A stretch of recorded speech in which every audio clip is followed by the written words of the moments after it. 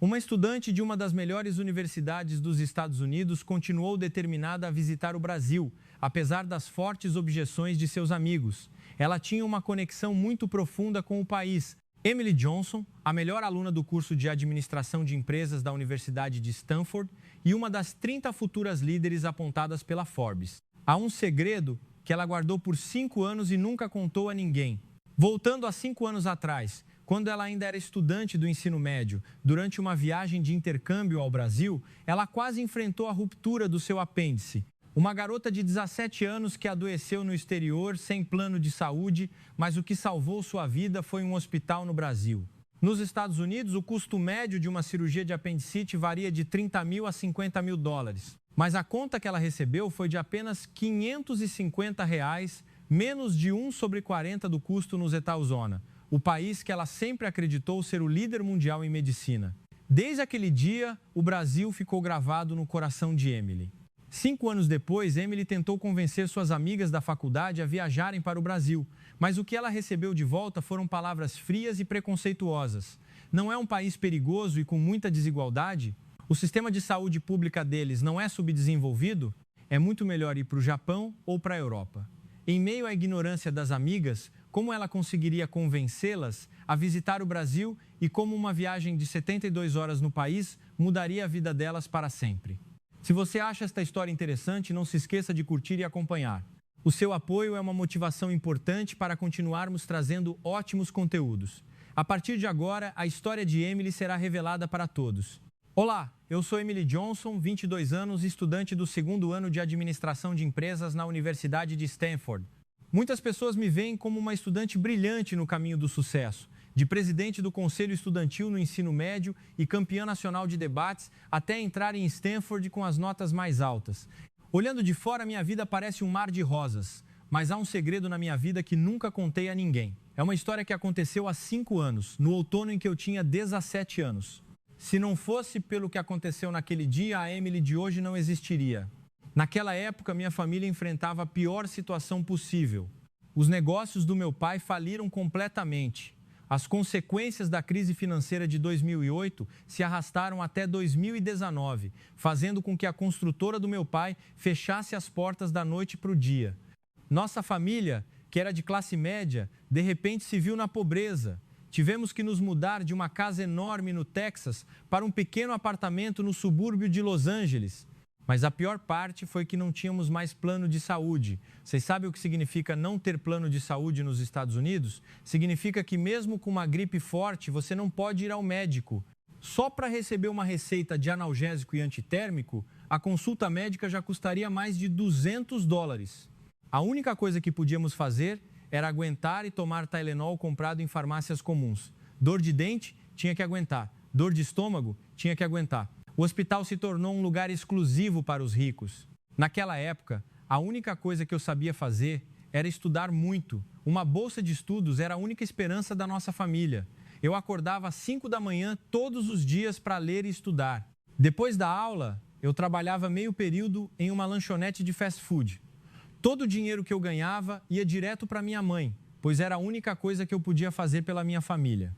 No meio dessa situação, a escola anunciou um projeto de intercâmbio para o Brasil. Era um programa de intercâmbio cultural Brasil-EUA que oferecia bolsa integral para 30 alunos com excelência acadêmica. Era sem dúvida uma oportunidade única. Passagens aéreas, hospedagem, alimentação, tudo de graça.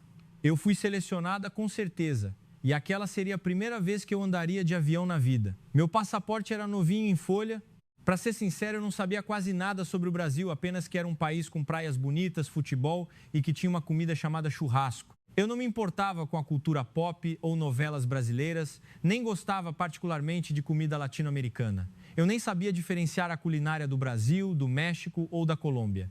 Eu só fui porque era um privilégio da bolsa, não significava nada além de viajar para o exterior de graça.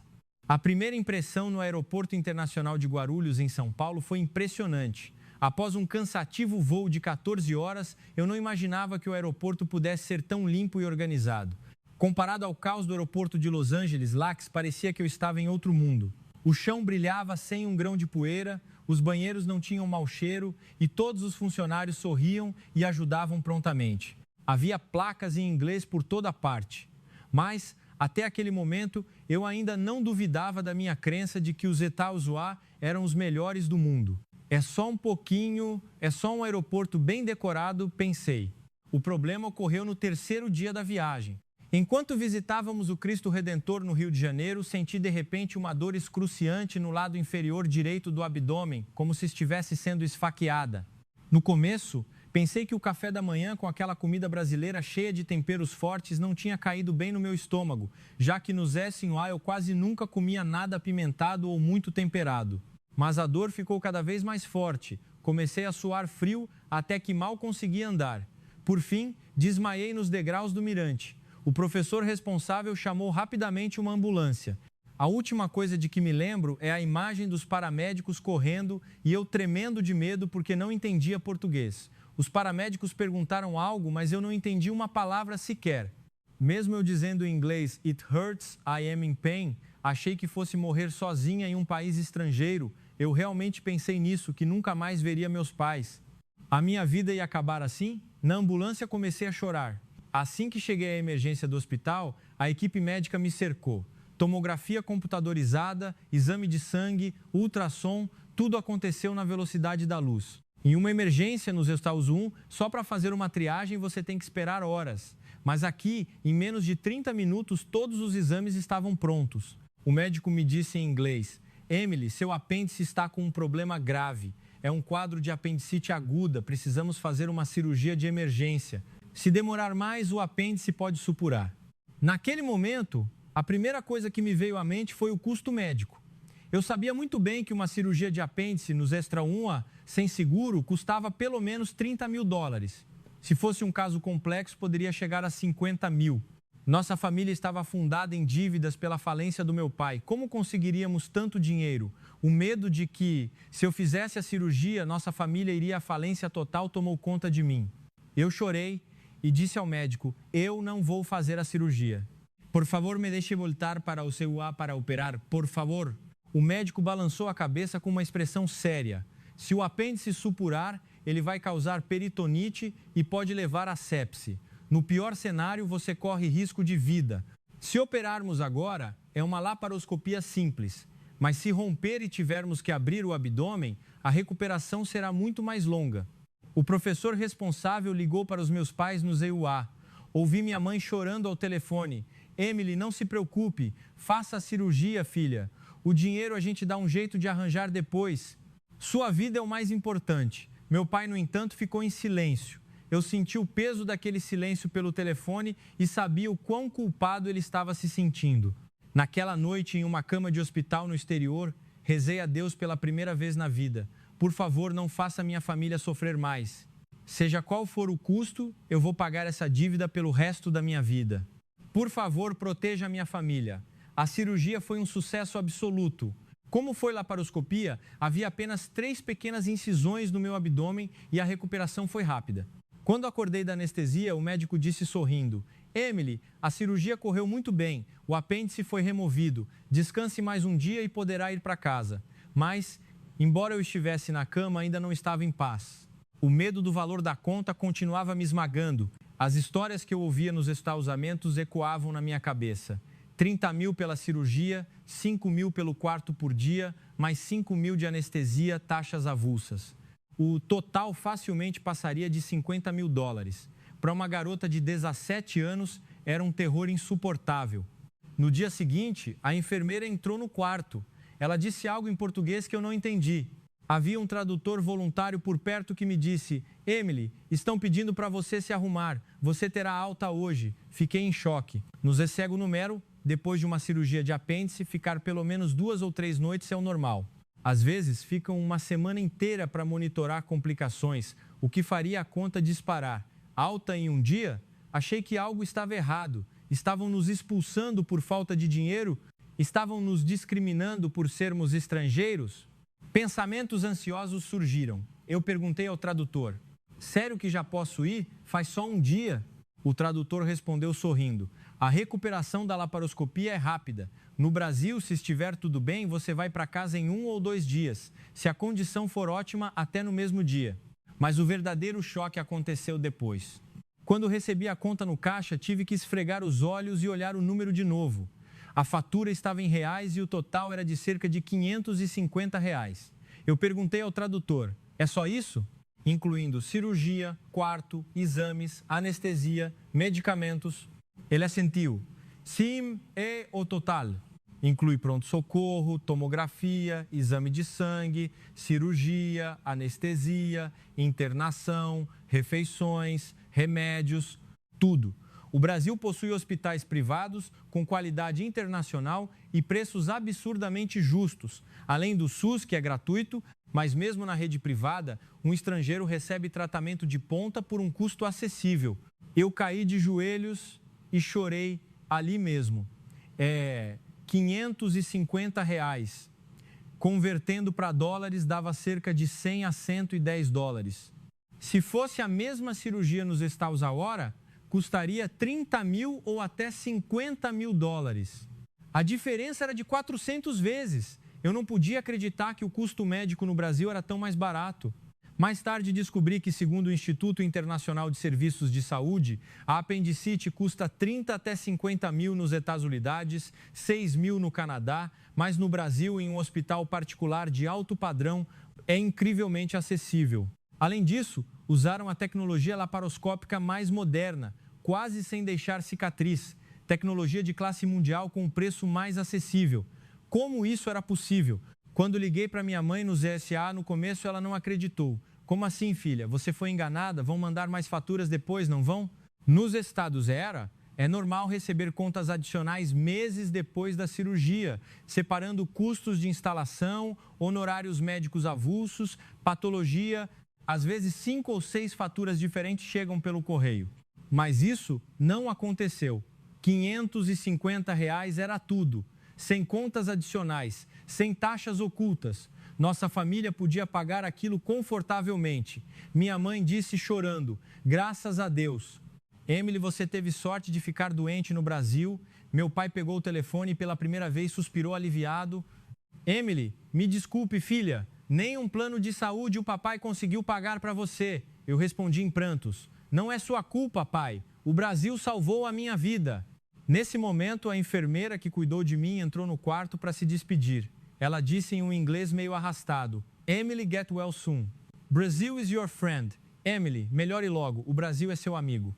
Eu nunca esquecerei essa frase por toda a minha vida. O Brasil é seu amigo. Um país que deu o melhor tratamento a uma estudante estrangeira sem dinheiro, cobrou um preço incrivelmente justo e ainda me deu palavras de carinho. Naquele dia, senti que tinha uma dívida com o Brasil.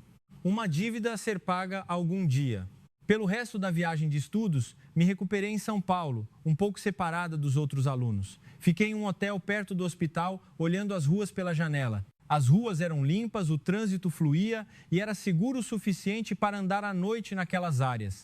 Não era a América Latina que eu achava que conhecia. Era completamente diferente da imagem que os noticiários nos EIUA mostravam. Depois de voltar para casa, estudei com ainda mais garra. Eu não queria desperdiçar a segunda chance que o Brasil tinha me dado. Acordava mais cedo para ler e minhas notas melhoraram muito. Quando recebi a carta de aceitação de Stanford, a primeira coisa que pensei foi naquele hospital no Brasil. Um dia vou voltar para agradecer. Eu estava determinada. E 5 anos depois, finalmente criei a oportunidade de cumprir essa promessa. Mas obstáculos inesperados me aguardavam. Na primavera do meu 2º ano de faculdade, sugeri a Jéssica, minha colega de quarto, e a outras amigas viajarmos para o Brasil nas férias de verão. Jéssica era filha de uma família rica de Manhattan, Nova York. Seu pai era executivo do Goldman Sachs em Wall Street.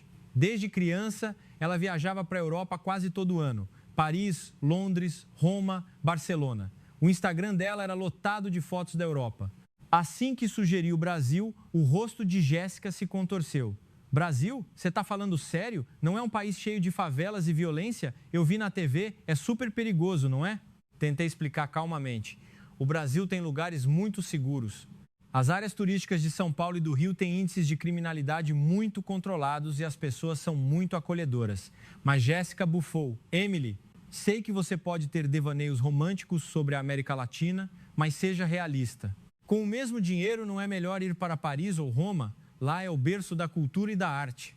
Olivia, outra amiga, também se intrometeu. Ela era estudante de medicina em Harvard. Seus pais eram médicos especialistas no Hospital Geral de Boston. Por isso, ela foi ensinada desde criança que o sistema médico dos Essonnes era o melhor do mundo. Eu ouvi dizer que o sistema de saúde pública deles ainda é subdesenvolvido. Além de capoeira e churrasco, o que mais tem para ver? Ah, e as notícias sobre a política de lá são assustadoras, disse ela sarcasticamente. Sofia, outra amiga, olhou para o celular e disse: ela estudava comunicação na UC. Eu pesquisei sobre o Brasil e vi que os acidentes de trânsito são altos e parece um lugar desorganizado. Para que ir lá? Aquelas palavras me deixaram vermelha de raiva, mas ao mesmo tempo percebi que anos atrás eu era exatamente igual a elas. Minha própria imagem, ignorante sobre o Brasil e cheia de preconceitos, apareceu na minha mente. A América Latina deve ser toda igual, subdesenvolvida e perigosa. Eu também pensava assim. Respirei fundo e contei a história que nunca havia contado a ninguém. Esperem um minuto, meninas. Eu tenho uma coisa para contar. Aconteceu no ensino médio e contei tudo a elas, desde a falência do meu pai, a falta de plano de saúde, a crise da apendicite quase estourando durante a viagem e a conta de apenas R$ 550 do Hospital Brasileiro, junto com o fato de que no Zessarauá a mesma cirurgia custaria $30 mil. A princípio, elas não acreditaram. Jéssica disse: peraí, você está me dizendo que a cirurgia nos Estados Unidos custaria 30 mil, mas você só pagou uns $100 no Brasil? Como isso é possível? Com certeza deve faltar algo nessa conta. Peguei o celular e mostrei os dados a elas. Estatísticas comparando custos médicos, artigos sobre o sucesso do Brasil como polo de turismo médico na América Latina e as certificações de excelência de hospitais como o Albert Einstein. Mostrei que milhões de estrangeiros vão ao Brasil para tratamentos odontológicos e cirurgias. Mostrei também que o aeroporto de Guarulhos e o Galeão têm infraestruturas enormes e que a tecnologia dos hospitais privados brasileiros é de primeiríssima linha. As expressões das minhas amigas começaram a mudar. Olívia, a estudante de medicina, ficou especialmente intrigada. Cirurgia laparoscópica? Qual hospital? Eles têm acreditação profissional? Eu disse o nome do hospital e Olívia rapidamente pesquisou. Peraí, este hospital é acreditado pela JCI. Essa é a certificação de padrão internacional, igual aos hospitais dos Estados Unidos. E tem médicos formados na Johns Hopkins trabalhando lá. A JCI é a certificação de padrão hospitalar internacional mais rigorosa do mundo. Até mesmo hospitais famosos no Zessarauá lutam para conseguir isso. Olívia franziu a testa. Custo médico barato e qualidade igual a do Zessarauá, isso nunca foi ensinado na faculdade de medicina. Que estranho. Eu expliquei. O Brasil tem um sistema de saúde privado altamente competitivo e um sistema público universal, SUS, que cobre a todos, o que força os preços privados a não serem abusivos, mas a qualidade precisa ser alta para atrair pacientes. Os hospitais não podem inflacionar os preços à vontade como nos ERUA. É por isso que é barato, mas de classe mundial. Jessica interrompeu. Mas culturalmente ainda deve ser chato. A Europa tem arte e história, o Louvre e o Coliseu. E o Brasil tem o quê? Carnaval? Eu respondi: de onde vêm os aviões da Embraer que você voa nos voos regionais? De onde vêm séries da Netflix como 3% que você assistiu? Você conhece Wagner Moura em Narcos? Sabe quem é a Anitta que fez história nas paradas da Billboard? Sabe de onde vêm filmes premiados mundialmente como Cidade de Deus? Do Brasil. Uma grande parte da cultura que o mundo consome vem do Brasil. Jéssica ficou em silêncio por um momento. Sua expressão mostrava que ela acabara de perceber o quanto havia consumido da cultura brasileira. Sofia concordou. Verdade, eu amo a vibe da Bossa Nova e já vi aquele filme 3 vezes. Mas a virada real veio quando mostrei a última carta. Abri um vídeo do mercado municipal e das feiras de rua de São Paulo. Era um vídeo com dezenas de barracas alinhadas, mostrando pastel, coxinha, feijoada, churrasquinho, açaí, pão de queijo. Era um verdadeiro paraíso alimentar, não uma simples praça de alimentação. Os olhos de Jéssica se arregalaram. Espera, isso é uma feira de rua? Não é dentro de um shopping? Nos Zessarauá, se não forem food trucks, só encontramos opções assim em shoppings de luxo. Aqui era diferente, centenas de comidas frescas feitas na hora. Finalmente, as amigas aceitaram minha proposta, mas com uma condição. Olívia disse: ok, eu vou, mas se tudo que você disse for exagero, eu vou descontar pontos da sua credibilidade na viagem de volta. Típico de uma estudante de medicina. Respondi com confiança: não se preocupem, 72 horas serão mais do que suficientes para a atitude de vocês mudar para sempre. Chegamos ao Aeroporto Internacional de Guarulhos em uma tarde de junho. Assim que descemos do avião, Jéssica começou a reclamar. Esse voo de 14 horas quase me matou. A comida do avião também estava normal, quero ir logo para o hotel tomar um banho. Mas assim que chegamos à área de imigração, a atmosfera mudou. Olivia falou primeiro, ué, por que está tão rápido aqui? A fila andava continuamente. Nos aeroportos do Zetra-Zetra, a imigração leva no mínimo 1 hora. Às vezes mais de 2 horas, filas imensas, processo lento, funcionários perguntando sem parar de onde você vem, o que vai fazer, quanto dinheiro tem. Mas em Guarulhos havia e-gates automáticos para passaportes com chip. Escanear o passaporte e a digital levou 30 segundos. Jéssica fez cara de confusa e disse, espera, é só isso? Nenhuma pergunta, nem perguntaram se eu falo português? Eu ri e respondi, o Brasil investe em sistemas inteligentes em aeroportos. O que a máquina pode fazer, eles deixam para a máquina. É eficiência. Caminhando pelos corredores do aeroporto, Sofia olhou em volta. Uau, como é limpo aqui! O chão brilha. Em Nova York, o chão costuma ter chicletes e poeira. A segunda surpresa aconteceu na esteira de bagagem. Quando as malas começaram a sair, Olivia exclamou, peraí, minha mala está arrumada de um jeito diferente. Os funcionários no aeroporto muitas vezes organizavam as malas com as etiquetas viradas para cima para facilitar a identificação, mostrando um cuidado absurdo com os passageiros. Bem diferente do Zeta-Uzá, onde as malas são jogadas violentamente, muitas vezes quebrando. Saindo da área de desembarque, fomos ao banheiro e lá ocorreu um grande choque. Olivia saiu da cabine e gritou, Emily, os banheiros aqui têm duchas higiênicas de alta tecnologia e são de graça. Já foram a um banheiro de aeroporto no Zetaurado? A porta costuma ter um vão enorme onde você consegue ver as pernas da pessoa, zero privacidade, papel higiênico ruim e às vezes sem sabonete. Ducha higiênica, sonha. Mas o banheiro do aeroporto parecia de um hotel 5 estrelas. Jéssica disse, os assentos parecem super tecnológicos e tudo é cheiroso. Tem placas em português, inglês e espanhol. Sofia tirou uma selfie. Tenho que postar no Instagram. Banheiro de aeroporto melhor que muito hotel. Pegamos um ônibus executivo leito para ir à cidade. Assim que entramos, Olivia ficou impressionada. Uau, tem Wi-Fi no ônibus sem senha e super rápido. Eu expliquei que o Brasil tem uma infraestrutura de telecomunicações forte com 5G espalhado. Jéssica começou a ver vídeos 4K no YouTube sem travar. No Zetraso a gente perde o sinal no meio do nada, mas aqui funciona perfeitamente. As poltronas do ônibus também eram um espetáculo. Sofia disse, são largas e confortáveis, parecem camas. Os ônibus da Greyhound nos estauros e apertados. E por que é tão silencioso? Pela janela, a paisagem urbana revelava vias modernas, prédios imensos misturados com muitas árvores. Olivia comentou, é muito mais verde e limpo do que eu imaginava. Quando o ônibus parou em um posto de conveniência na estrada, estilo Graal, o motorista avisou que teríamos 15 minutos. Jéssica disse com desdém, vou só usar o banheiro. Não deve ser diferente dos postos dos Extrazeral, que só tem máquinas de refrigerante. Mas assim que desceram, seus queixos caíram. A arquitetura do posto era moderna, gigantesca, bem iluminada e parecia um shopping center. Jéssica gaguejou. Emily, isso é uma parada de estrada? Tem até praça de alimentação? Eu ri. Sim, bem-vindas às paradas do Brasil. Ao entrarem, Olivia paralisou. Havia dezenas de ilhas de comida. Pão de queijo quentinho saindo do forno, coxinha, pastel, espetinho, sucos naturais de todas as frutas possíveis, açaí, cafés maravilhosos. Nos Estados Unidos, uma parada na estrada tem apenas McDonald's, Subway ou Taco Bell. Aqui, a diversidade era absurda. Expliquei os pratos. Isto é pão de queijo, feito de polvilho e queijo, é divino. E aquilo é coxinha, um salgado de frango crocante maravilhoso.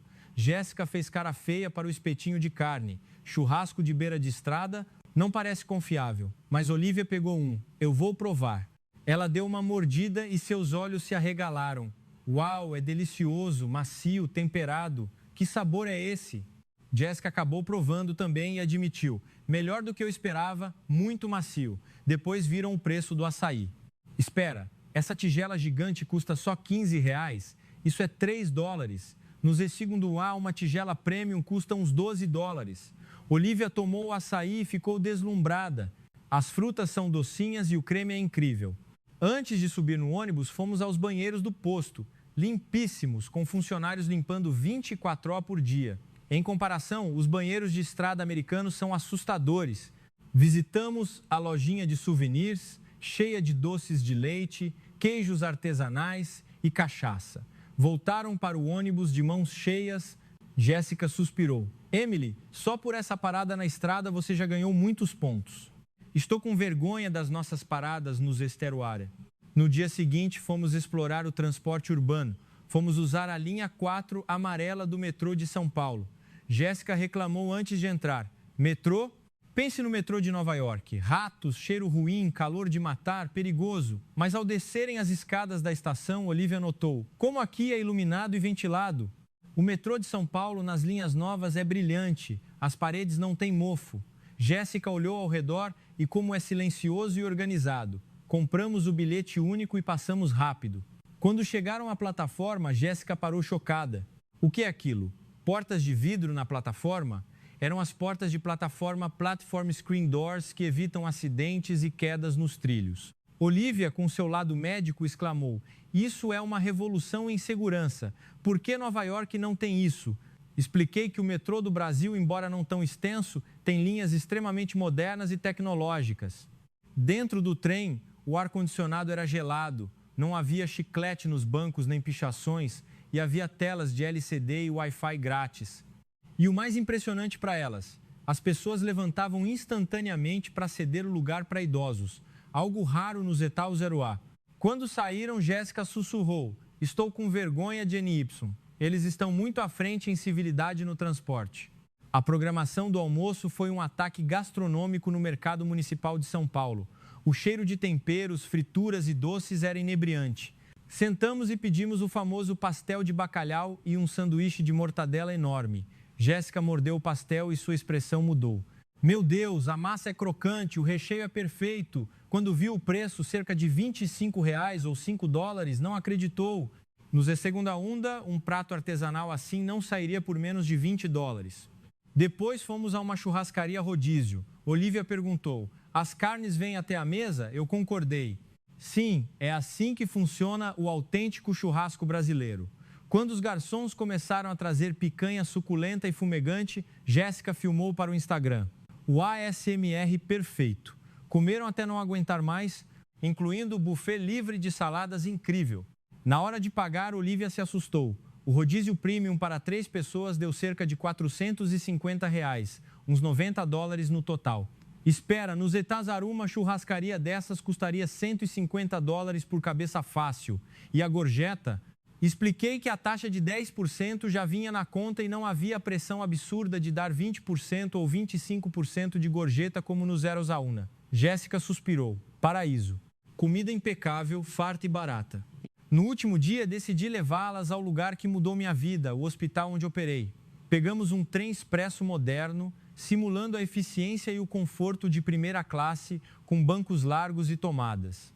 No caminho, a viagem foi suave, com internet 4G, 5G impecável, diferente dos trens velhos da Amtrak no Zetauá. Sofia aproveitava para editar vídeos. Ao chegarmos em frente ao hospital, minhas pernas tremeram. Era um edifício de vidro imponente, moderno e limpíssimo. Jéssica perguntou: Emily, onde estamos? Você está passando mal? Contei a elas o motivo real. Que foi ali que paguei apenas R$550 pela cirurgia que me salvou e salvou minha família da falência. Olivia, a futura médica, entendeu. Agora eu compreendo sua conexão, Emily. Entramos e fomos ao balcão internacional. Falei em inglês com a recepcionista e pedi para encontrar a enfermeira que cuidou de mim há 5 anos. 10 minutos depois, ela desceu. Quando me viu, seus olhos brilharam. Emily, a garota americana. Eu comecei a chorar. Você lembra de mim? Ela também se emocionou. Claro que lembro. A menina assustada que não queria operar por falta de dinheiro. Você cresceu muito. Eu disse o que estava engasgado há 5 anos. Obrigada, estou em Stanford agora, nunca esqueci suas palavras. O Brasil é de fato meu amigo. A enfermeira segurou minhas mãos e sorriu feliz por me ver bem. Minhas amigas estavam em lágrimas assistindo a cena.